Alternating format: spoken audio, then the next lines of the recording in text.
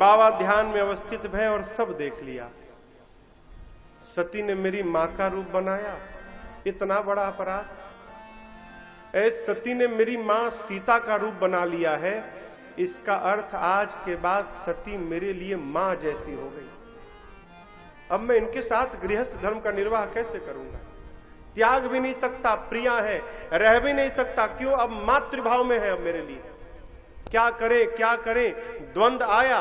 प्रभु के श्री चरणों का स्मरण किया और मन ही मन बाबा ने संकल्प कर लिया, आज के बाद मेरे शरीर से सती का भेंट नहीं होगा। बाबा ने सती जी का त्याग कर दिया।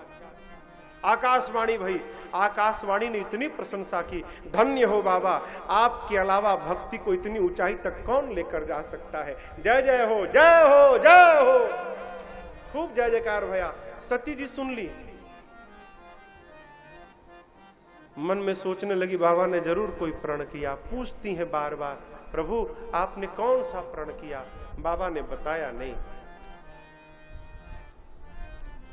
यहां पर देखिए गोस्वामी जी एक बड़ा सुंदर उदाहरण दिए। कहते हैं, जल पय सरिस बिकाई, देखहु प्रीत की रीति भली, बिलग होई रस जाई, कपट खटाई पर पुनि। कहते हैं जल दूध मिलकर एक भाव में बिकता है, लेकिन यदि खटाई पड़ जाए तो दूध से जल अलग हो जाता है। आप दर्शन करिए, दूध में जब पानी जाता है ना,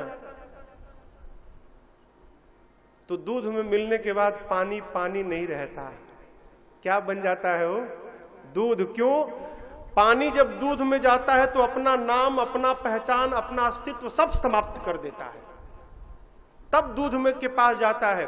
दूध कहता है, भाई तू मेरे से इतना प्रेम करता है कि अपना नाम पहचान मिटाने को तैयार है, कोई बात नहीं, आज के बाद मैं तुमको अपना नाम दूंगा, अपना रूप दूंगा, अपना स्वाद दूंगा, और यहां तक कि अपना मोल दे के तुमको अपने साथ बाजार में बिकवा दूंगा। कितना प्रेम। और दूध उस पानी को भी दूध बना के बिकवा देता है, स्वयं उसी भाव में, अपने साथ में। उसी दूध को माई लोग ला के बर्तन में रखकर जब चूल्हे पे चढ़ाती है ना, और दूध गर्म होने लगता है, तो पानी कहता है दूध से, मित्र तुमने अपना रंग दिया, स्वाद दिया, मोल दिया, मुझे, मैं कुछ नहीं था, मुझे अनमोल बना दिया। चिंता मत करना मित्र, तुम्हारे साथ जब तक मैं रहूंगा, मैं अपने आप को जलाऊंगा, तुम्हारे ऊपर आंच भी नहीं आने दूंगा। और पानी अपने आप को जलाने लगता है, दूध को बचाता है। और जब मित्र जलने लगता है, दूध से बर्दाश्त नहीं होता, वो बर्तन से बाहर निकल के और उस आग को बुझाने दौड़ता है। तू मेरे मित्र को बुझ जलाएगा, उससे पहले मैं तुझे बुझाकर समाप्त कर दूंगा। कितना प्रेम हो।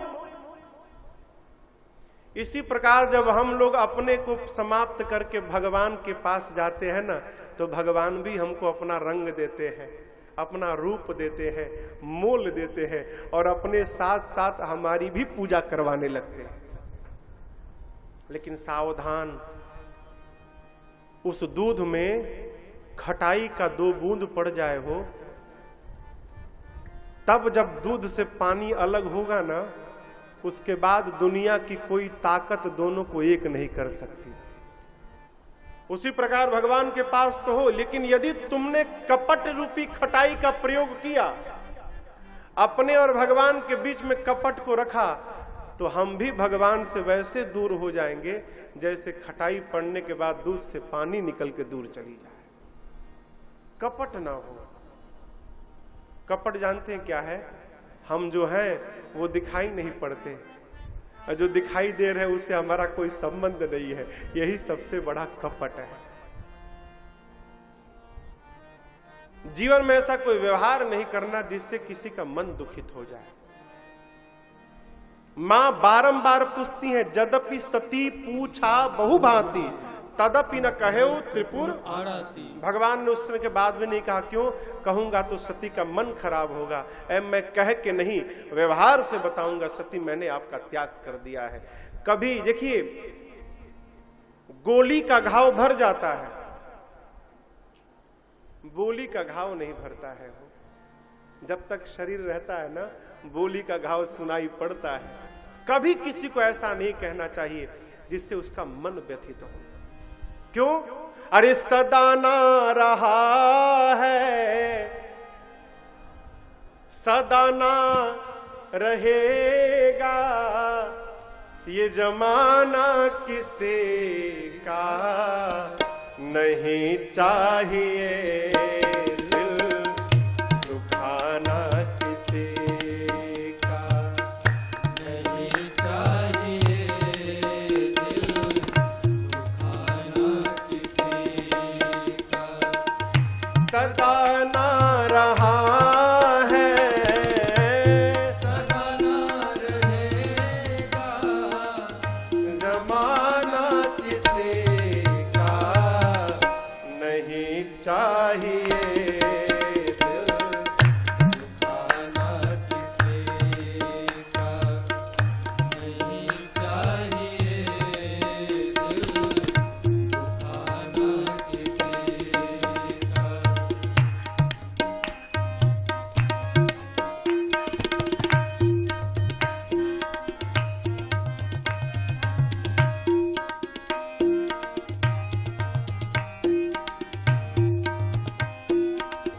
साधक कहता है क्या?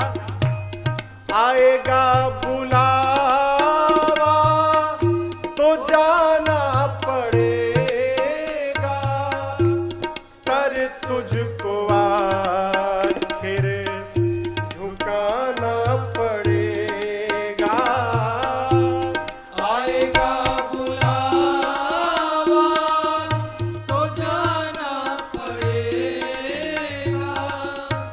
सर तुझको आखिर झुकाना पड़ेगा। बलकेश्वर धाम में कथा हो रही है, चलना नहीं है, चलना कथा, घुंघरू की डिलीवरी करनी है। बलवीर जी घुंघरू पहुंचाने जाना है, अभी टाइम है।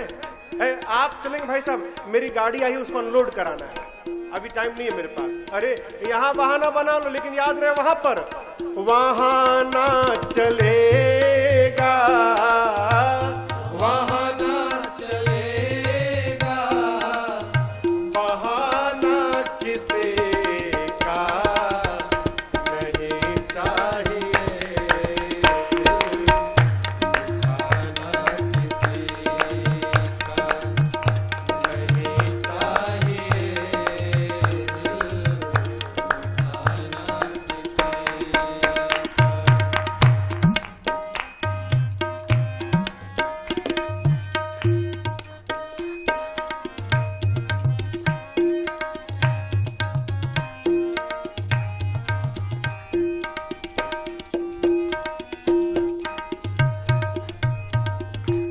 सोहरत तुम्हारी बह जाएगी, दौलत यहीं पर रह जाएगी, शोहरत तुम्हारी बह जाएगी, दौलत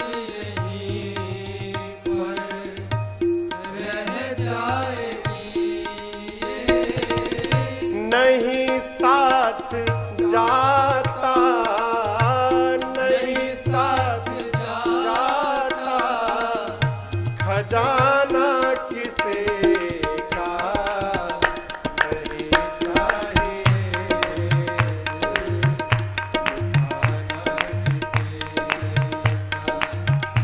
नहीं चाहिए,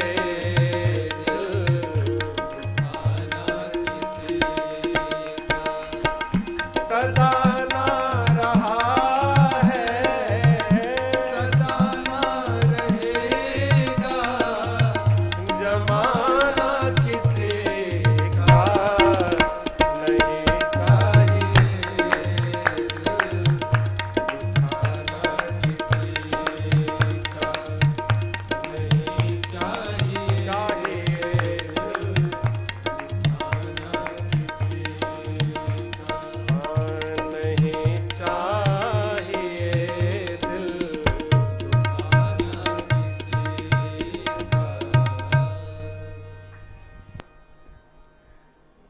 एक व्यक्ति मरने वाला था, तो अपने बेटे से कहा, बेटा मेरी अंतिम इच्छा पूरी करोगे? बोला, जी पिताजी। चाबी पकड़ो, तिजोरी में एक मोजा है, निकाल कर ले आओ। गया, तिजोरी खोला तो उसमें से एक मोजा निकाला। मोजा 10 स्थान पे फटा हुआ था। ले गया पिताजी के पास। पिताजी बोले, बेटा ये मेरा बड़ा प्रिय मोजा है, मैंने वर्षों से इसको बचा के रखा है। मेरी अंतिम इच्छा है जब मैं मर जाऊं और मुझे चिता पे जलाना ना, तो ये मोजा पहना के फिर जलाना। करोगे? जी पिताजी, अवश्य करूंगा। प्राण छूटा, घाट पर लेकर गए सब। जब चिता पे शरीर को रखने की बारी आई, उसने कहा, देखिए पिताजी की अंतिम इच्छा थी, मैंने वचन दिया है, मैं ये मोजा पहना के फिर चढ़ाऊंगा वहां। ब्राह्मणों ने कहा, दिमाग ठीक है? चिता पे रखने के समय शरीर पर कोई कपड़ा नहीं रहता है। बोलते हम नहीं जानते, पिताजी की इच्छा मैं पूरा करूंगा ही करूंगा, बिना पहना मैं रखने नहीं दूंगा। भैया बवाल। वो कहे कि बिना मोजा पहना मैं रखने नहीं दूंगा। ब्राह्मण का मोजा रहेगा ही नहीं। बड़े बड़े विद्वानों को बुलाया गया, कोई उपाय निकले, कोई उपाय नहीं। कोई भी ब्राह्मण देवता तैयार नहीं भय कि मोजा पहनाया जाए। तब तक एक दूसरा व्यक्ति आया और उसने उस लड़के को एक दूसरा पत्र दिया। वो भी पत्र उसके पिता का ही था। बच्चे ने पत्र खोला, उसमें लिखा था पिता ने, बेटे आज तुम देख रहे हो ना, तुम्हारे लाखों प्रयास करने के बाद भी ये फटा हुआ मोजा भी मुझे कोई पहनाने नहीं दे रहा है। अरे संपत्ति तो छोड़ो, मैं अपने साथ एक फटा मोजा भी नहीं लेके जा सकता हूं।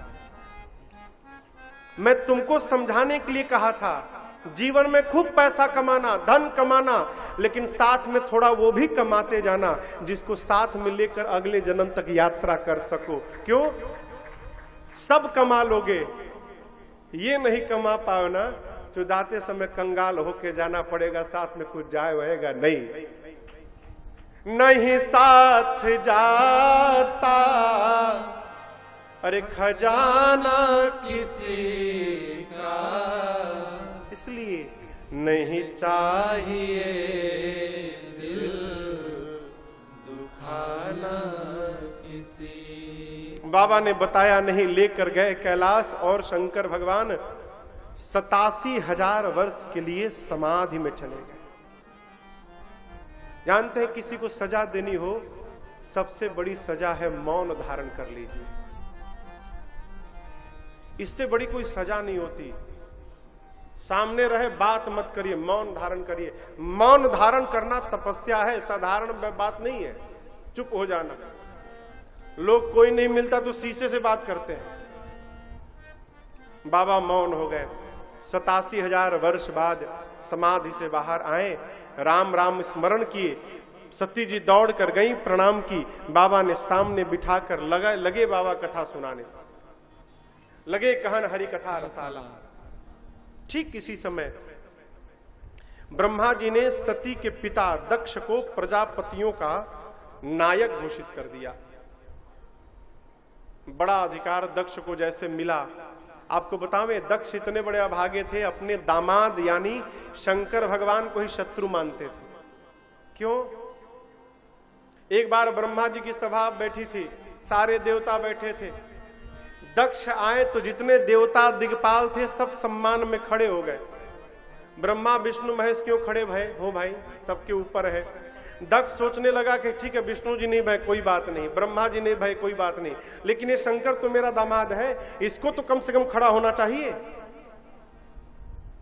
बाबा को पता नहीं कि ससुर जी आए हैं, वो तो झोली में हाथ डाले, आंख बंद करके राम राम राम राम में लगे हुए हैं। लेकिन जानते हैं जीव का स्वभाव, कहीं जाता है ना तो ये नहीं दिखाई पड़ता कि 100 लोग खड़े होकर प्रणाम किए, उसको वो पहले दिखाई पड़ता कि वो नहीं खड़े बैठे। हम जब गए तो प्राप्त होता हुआ सम्मान नहीं दिखता, पहले क्या दिखता है, हमको आने पर खड़ा कौन नहीं भैया, पहले लिस्ट बनाओ उसकी। ये दुख का सबसे बड़ा कारण है। वो उसी दिन से दक्ष बाबा को अपना शत्रु मान लिए। बड़ा अधिकार मिला। शिव जी को अपमानित करने के लिए हरिद्वार के कनखल में यज्ञ की रचना की, सबको बुलाया, छोड़ ब्रह्मा विष्णु और महेश को। बाबा मैया सती को कथा सुना रहे हैं, सारे देवता निमंत्रण आया है, सुंदर सुंदर विमान में बैठकर अपनी अर्धांगिनियों के साथ, और कैलाश के ऊपर से विमान लेके जाने लगे। अरे भाई बाईपास से चले जाते, लेकिन नहीं, सारे देवता कैलाश के ऊपर से। क्यों? बाबा को ये बताने के लिए ससुर जी ने आपको नहीं बुलाया, हम लोग को बुलाया है। सती जी ने पूछा, प्रभु ये सारे देवता? शंकर भगवान ने कहा, आपके पिताजी यज्ञ कर रहे हैं, उसी में भाग लेने जा रहे हैं सब। मां ने कहा, प्रभु मैं भी हुआ हूं। बाबा ने कहा, बुलाया नहीं गया। मां ने कहा, प्रभु पिताजी के घर, मित्र के घर, गुरु जी के घर और स्वामी के घर, 4 स्थान पे तो बिना बुलाए जाना चाहिए। बाबा ने कहा, बात सही है आपकी, लेकिन यदि अपमानित करने के लिए नहीं बुलाया गया है तो जाने पर कल्याण नहीं होगा। मां नहीं मानी। अंत में 2 गणों को साथ में लगाकर बाबा ने विदा कर दिया।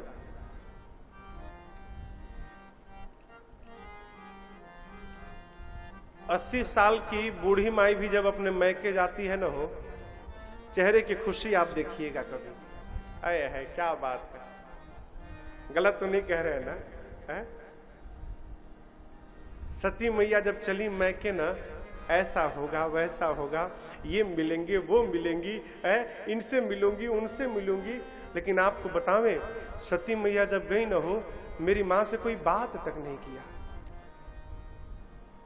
पिता भवन जब गई भवानी, दक्ष त्रास काहू न सनमानी। किसी ने मिला तक नहीं, कोई किसी ने देखा तक नहीं मेरी मां को, कोई बात नहीं। सती मैया अपनी मां के पास गई, और आपको बतावें, सती मैया की मां ने जब अपनी बेटी को देखा न हो, दौड़ गई और जाकर आदर पूर्वक मां अपनी बेटी से मिली।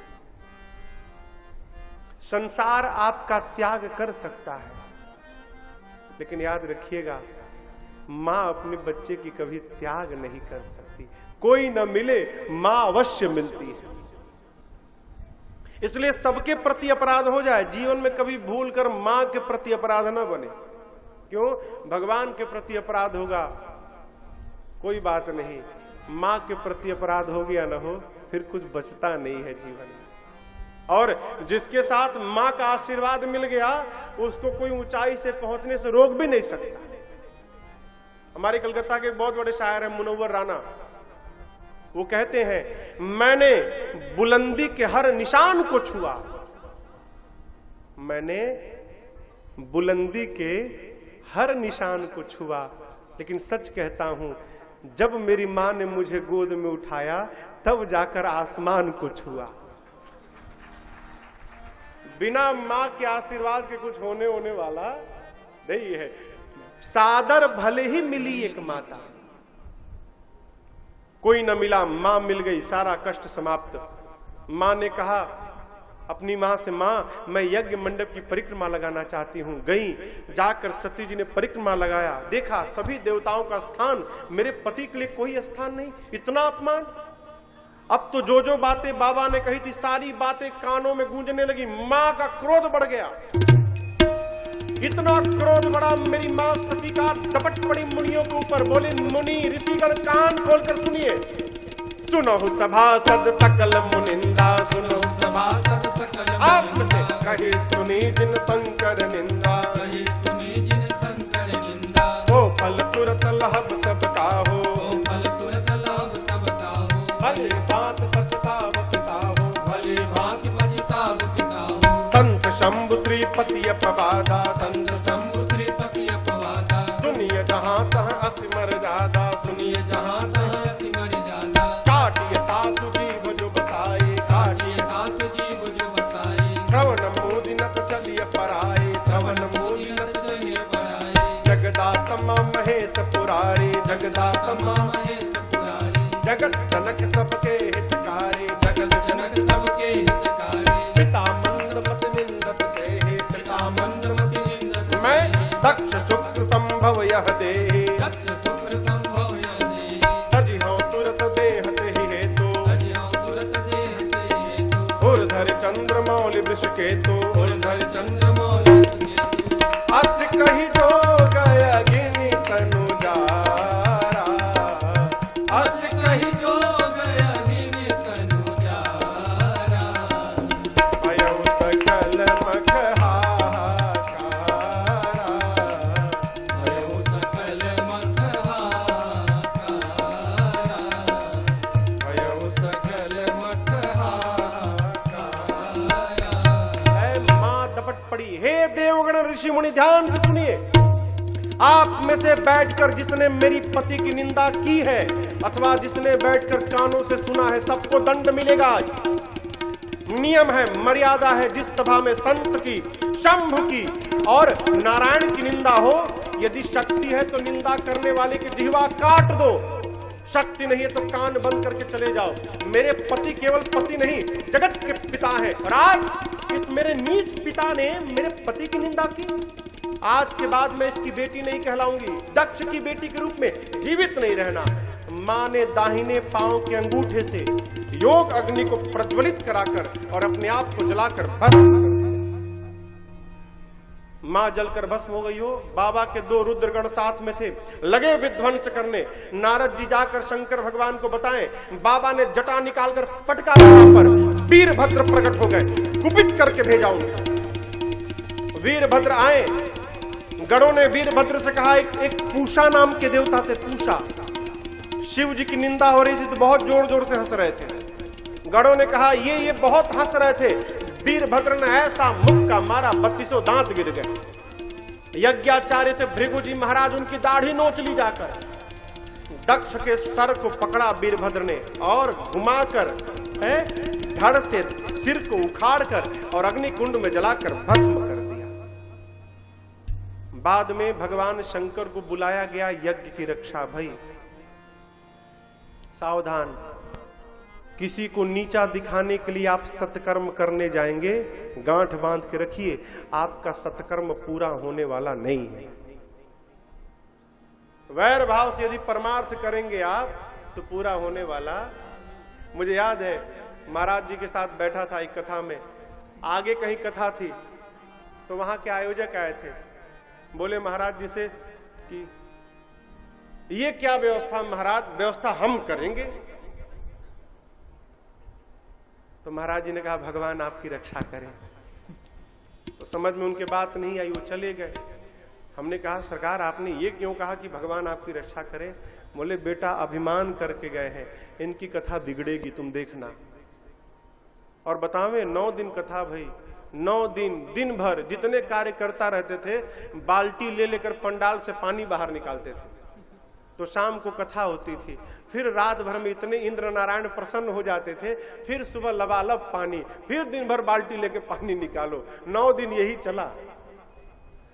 यदि आप द्वेष भाव लेकर, वैर भाव लेकर, विरोध भाव लेकर, तुलनात्मक भाव लेकर परमार्थ करने जाओगे, आपका काम पूरा होने वाला नहीं है।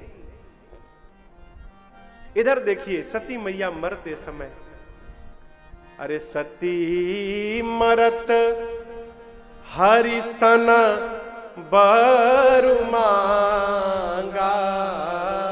क्या मांगा? इसी जन्म में नहीं, जन्म जन्म केवल शिव पद अनुराग।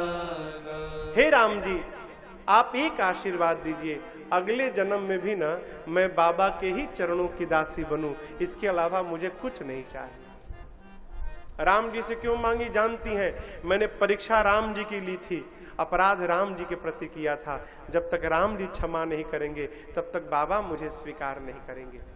दूसरी बात, सती जी जानती हैं कि राम जी की हर आज्ञा का पालन बाबा करते हैं।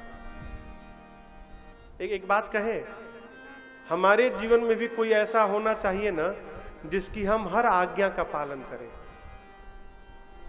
बुरा मत मानिएगा, जिसके जीवन में कोई बड़ा नहीं रहता ना, जिसके मन में किसी बड़े के प्रति भय नहीं रहता, क्षमा करिएगा, उसको रावण बनने में समय नहीं लगता। हमारे ऊपर कोई रहे जो गलत करने पर हमको टोक सके, जिसकी हम हर आज्ञा का पालन करें। राम जी राम जी शंकर जी को अपना भगवान मानते हैं और शिव जी राम जी को अपना भगवान मानते हैं। ये संबंध है, सेवक स्वामी सखा सिय पी के। कौन? बाबा मेरे। राम जी ने कहा ठीक है, अगले जन्म में भी आप बाबा की ही दासी बनेंगी। इस बार आप दक्ष की बेटी थी, आपके पिता के सर को तो जला दिया गया, लेकिन बकरे का सर लगाकर उनको जीवित कर दिया गया है। तो कहिए तो अगले बार भी दक्ष की बेटी